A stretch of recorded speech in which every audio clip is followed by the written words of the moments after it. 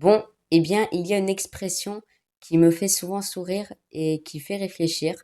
Cette expression est tout simplement pourquoi vous essayez de comprendre ce qui se passe pendant l'action et ne pas la comprendre après. Voilà, c'est une expression que j'ai inventée de toutes pièces, mais je la trouve assez logique, assez rationnelle, étant donné qu'on se retrouve donc pour parler de la finale de Coupe du Monde 2026, Espagne-Argentine. Alors là, je fais la personne qui est heureuse, mais en vérité, non, pas du tout. Je suis extrêmement déçue de l'équipe de France. Pas forcément parce qu'on fait les joueurs, c'est plus l'arbitrage qui m'a abattu. Mais bref, on va mettre ça de côté, puisque là, je vais faire aucun débrief. Non, on va faire le pronostic donc de cette Espagne-Argentine, le premier au classement FIFA, le champion du monde en titre, l'Argentine, contre l'Espagne, champion d'Europe en titre, deuxième au classement FIFA. Et c'est parti. Déjà, on va se baser sur les forces de l'Espagne. Et l'Espagne, elle a énormément de force, comme vous avez pu le voir face à l'équipe de France.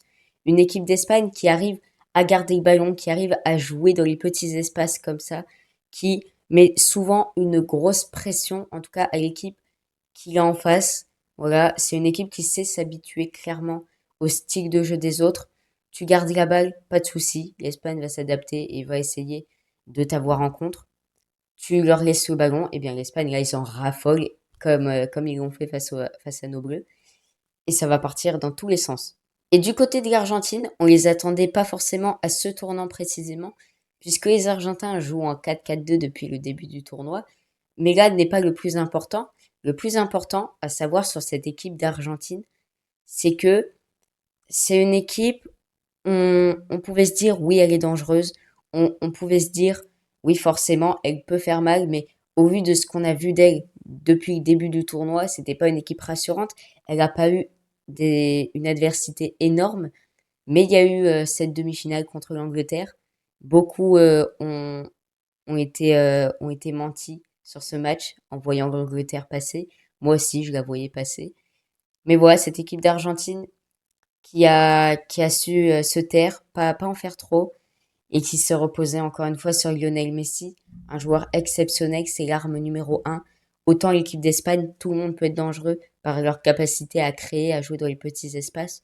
Autant l'Argentine, c'est 10 joueurs qui jouent pour Lionel Messi.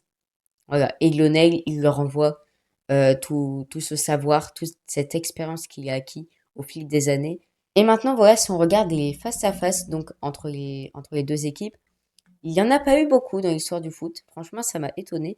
Mais oui, il n'y a eu que trois petits affrontements. Voilà. Une victoire espagnole, deux de l'Argentine. Et en 1966, l'Argentine avait battu l'Espagne 2-1. Bon, je ne pense pas qu'il faut retenir des leçons de quoi que ce soit. Pareil en 2010, victoire de l'Argentine 4-1. Et pourtant, et pourtant, celle-là, déjà, j'aimerais plus m'y rapprocher, m'y avancer. Parce que oui, c'était il y a 16 ans. Mais ce qu'on a tendance à oublier, c'est que ce 4-1 de l'Argentine, il arrive le 7 décembre, septembre, pardon, 2010. 2 mois plus tôt, l'Espagne venait de battre les Pays-Bas en finale de Coupe du Monde et de remporter la Coupe du Monde.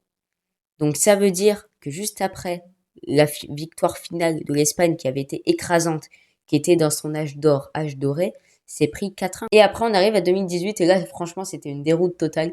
L'Argentine s'est fait bouffer 6-1 en match amical. Alors oui, c'était un match amical mais tu peux pas perdre 6-1. Un tel rendez-vous comme ça, tu dois minimum être préparé. Et voilà, en fait, c'est deux styles de jeu parfaitement différents entre ces deux équipes. Donc maintenant, qui je vois gagner, ça peut aller dans les deux sens. Soit une Espagne qui est trop confiante après avoir battu l'équipe de France et après avoir fait un beau parcours, même si leur jeu n'était pas forcément exceptionnel depuis le début de la compétition. Ça va se jouer sur le fait de garder la gestion mentale et de garder une espèce d'humilité un peu que l'Espagne pourrait avoir perdu après ce match contre l'équipe de France, parce que là, ils se voient déjà champions du monde. Cette équipe d'Argentine, donc, on en parlait trop, on en parlait souvent, mais ce qu'ils font, faut pas le banaliser. Oui, il y a peut-être eu de l'arbitrage favorisé pour leur équipe, mais quoi qu'il arrive, ça joue sur le terrain et les Argentins sur le terrain, ils sont bons dans les petits espaces, ils sont techniques, ils ont cette grinta, cette capacité de faire des fautes, comme les Espagnols. Les deux équipes font des fautes d'anti-jeu. Donc ça va être une vraie bataille, une vraie guerre tactique et mentale sur le terrain. Donc voilà, pour vous donner un score final, moi j'ai pas trop de score final, mais je partirai quand même sur une victoire de l'Argentine. Donc. Et pour le score, je partirai quand même sur un but de Messi. Et moi je dirais un petit 1-0 Argentine. Voilà, un petit 1-0, tu vois. Des familles, l'Argentine, elle arrive à tenir. Et les Espagnols, ils frappent. Mais Martinez, il les dégoûte. Et puis après, il prend une poupée de Lamine Yamal, il fait n'importe quoi. Bon, bref, là, je pars un petit peu loin, les amis. Mais vous m'avez un peu compris dans où je voulais aller par le scénario. Donc voilà, je vais pas aller plus loin. J'espère que cette vidéo vous aura plu. Et on se retrouve un petit peu plus tard, donc, pour une autre vidéo. Le football avec la passion.